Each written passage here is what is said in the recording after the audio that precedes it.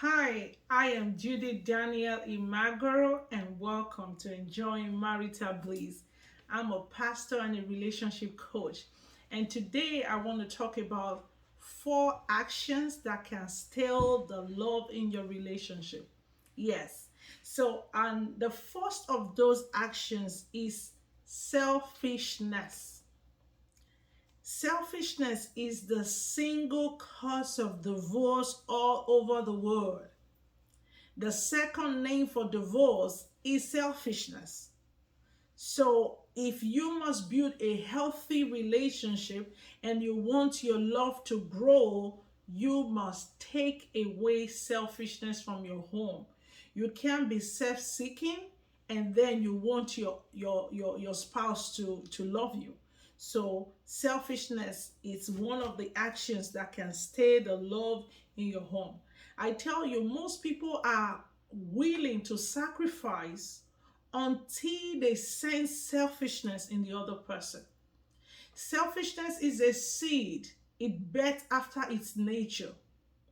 So the moment your spouse notices you're selfish, then the nature of selfishness also is birthed in them towards you. So it is very important that you know that selfishness, you can't hide selfishness. It has an aroma, it has a voice, it can speak. The other person will definitely notice when you're selfish. So it's something you need to work on before it destroys your relationship. Selfishness is a seed. I want you to remember that, and it produces after itself. So a lot of people are selfish and they think that the other person does not know. You can't hide it when you're selfish. It will speak. It will be all over the place. So if you want the love in your home to grow, please, you can't be self-seeking. To build a healthy marriage, you have to take attention of yourself. To build a healthy relationship, you have to take attention of yourself. And I want you to know selfishness is not an attribute of God. It's not in God's nature to be selfish. And so selfishness is an attribute of Satan. So you can produce hate, you can produce hate and expect the other person to love you. So you can't carry the nature of the enemy and you expect your partner to bring the nature of love, which is God. So if you're selfish, it will definitely birth selfishness in your relationship. And again, I say this to every single person watching this broadcast. If you have been having relationship failure after the other, you keep having relationship failure, I want you to diligently examine yourself to be sure that you are not spreading the fragrance of selfishness, and that is the reason why your relationship are not succeeding. So it's important that you examine yourself, so that if you are self-seeking, you work on that, so that the next relationship you get into can be successful, because no one wants to be around a selfish person. The word of God says that the soul of the liberal person shall be made fat. So when you're a liberal person, people want to hang around you. No liberal person actually lack people to love them. But when you're selfish, people just don't want you around. And you wouldn't know that is the reason why you're having relationship failure. When you choose to spend your life with another person, you should be ready to share. You should be ready to share. You can't be selfish and expect the other person to be selfless.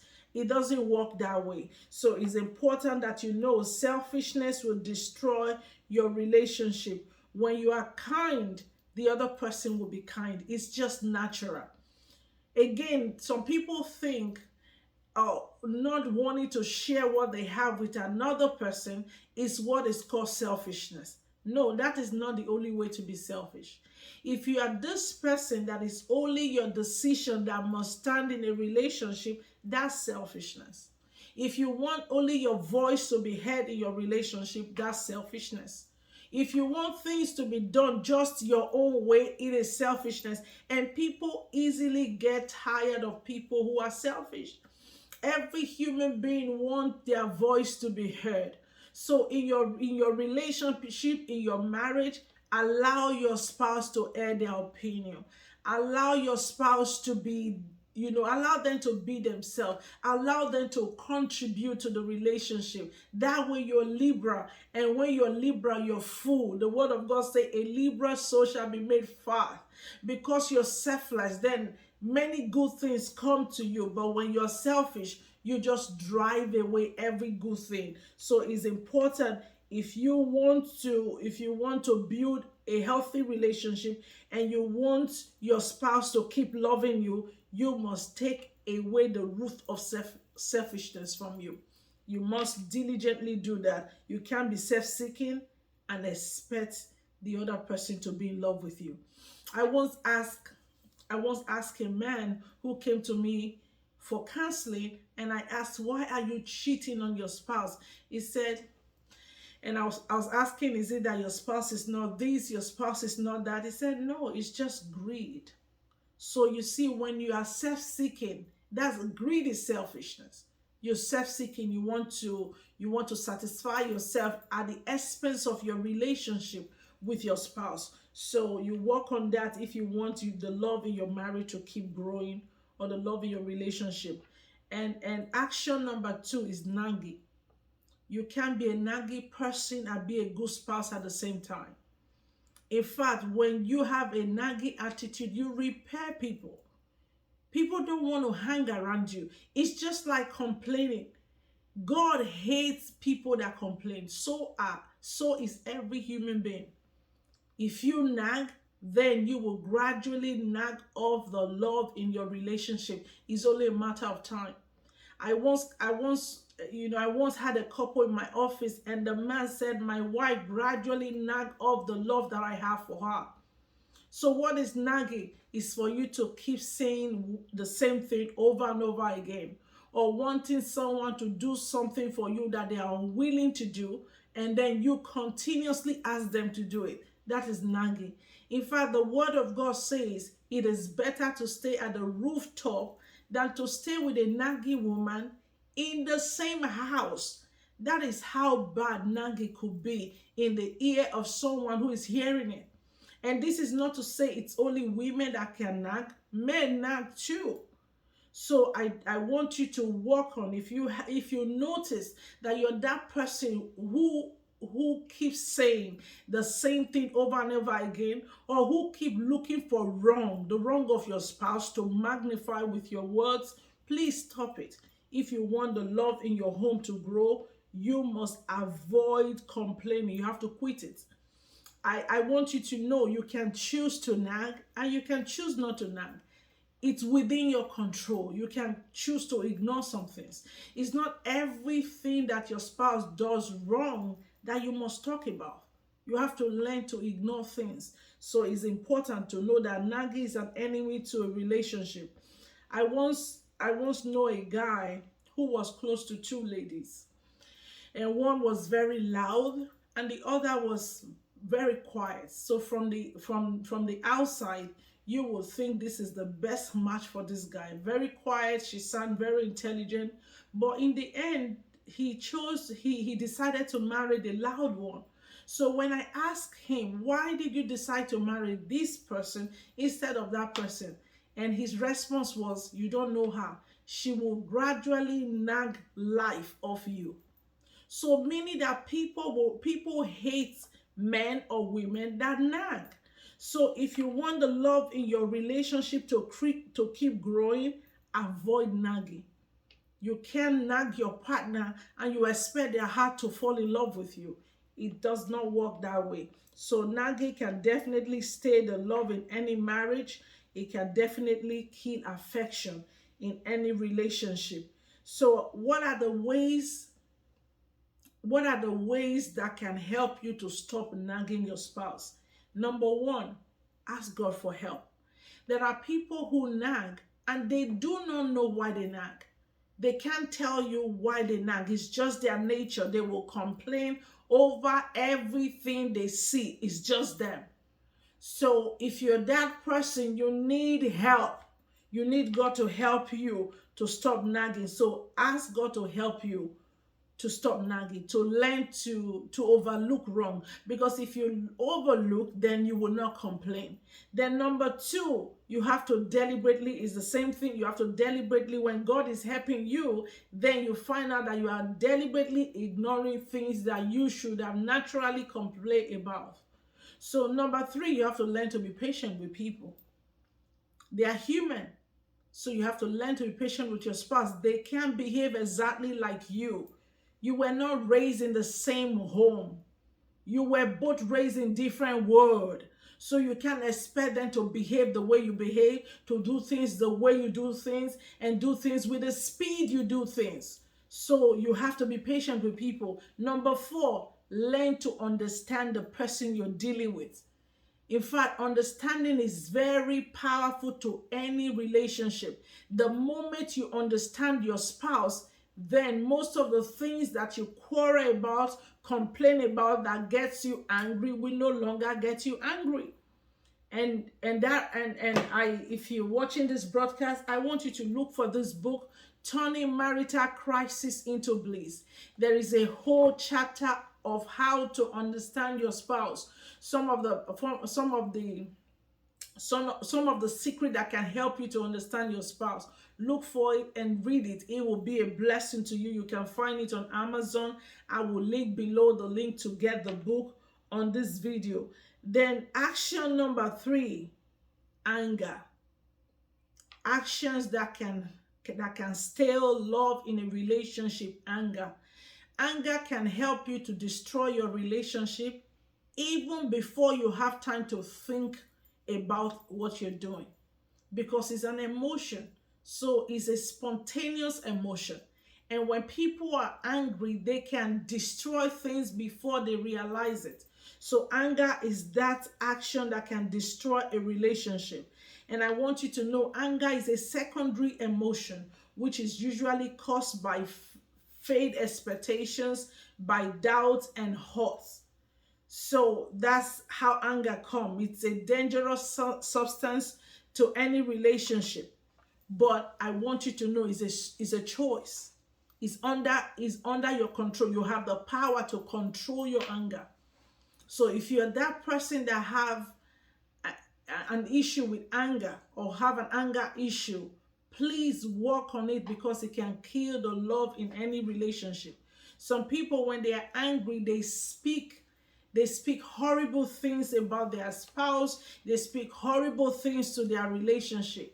And it's only a matter of time. If you keep doing that, anger will destroy your relationship. So anger should never be welcome as a hard guest. It can destroy you, the career. A lot of people have destroyed their life, destroyed the future of their children because of this emotion called anger. So you can deliberately work on anger. And I want you to know anger is in the bosom of a fool.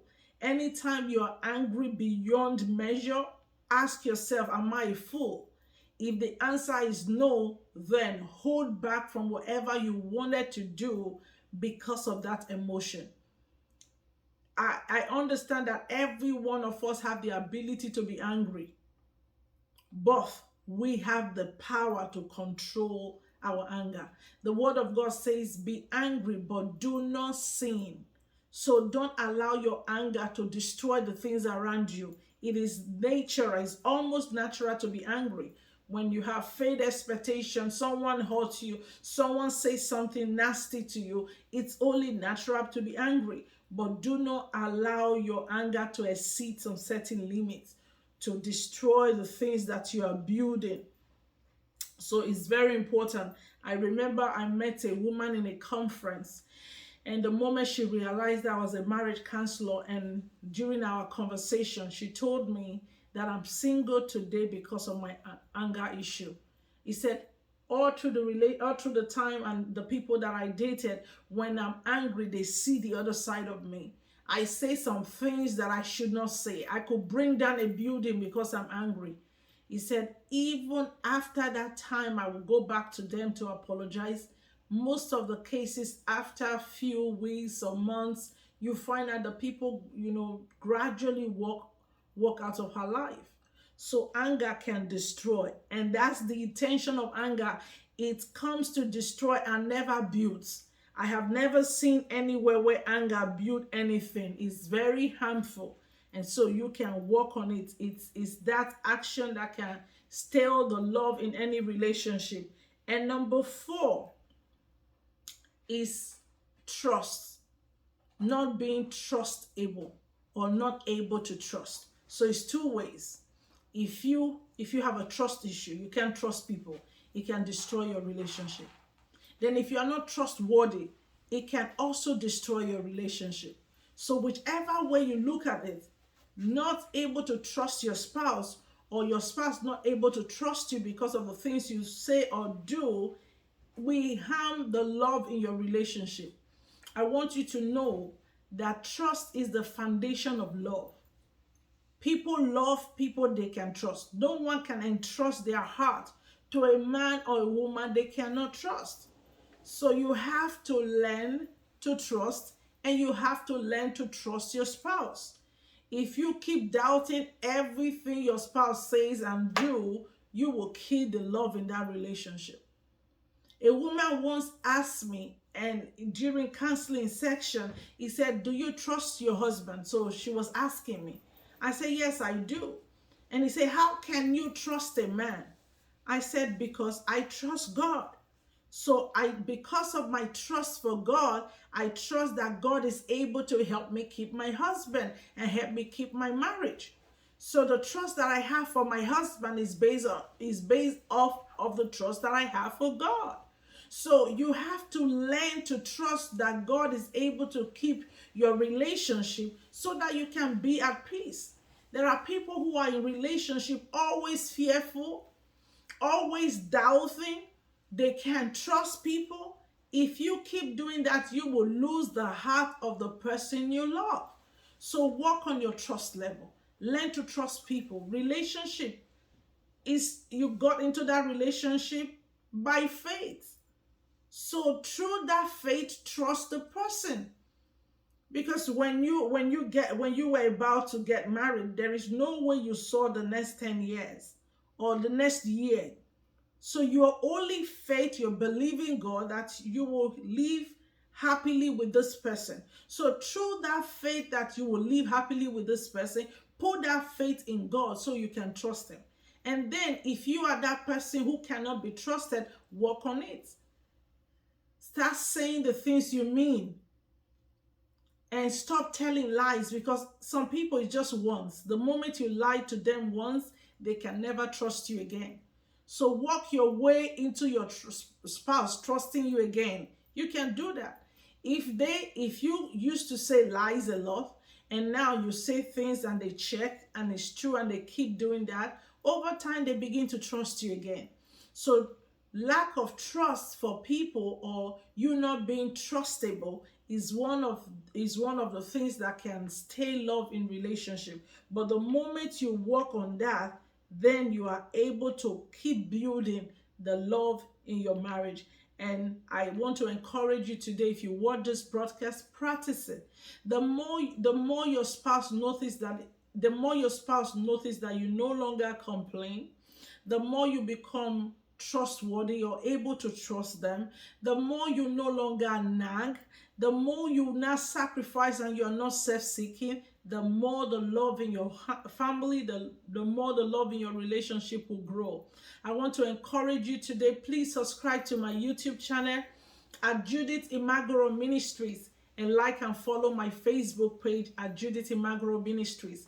Please remember to click on the notification bell on the YouTube channel, so that you'll be the first to be notified when we have new videos. Week after week, we have powerful teachings that can bless your life, impact your relationship. And I also want you to partner with me by sharing this broadcast with your friends and your family. I tell you, it will be a blessing to them.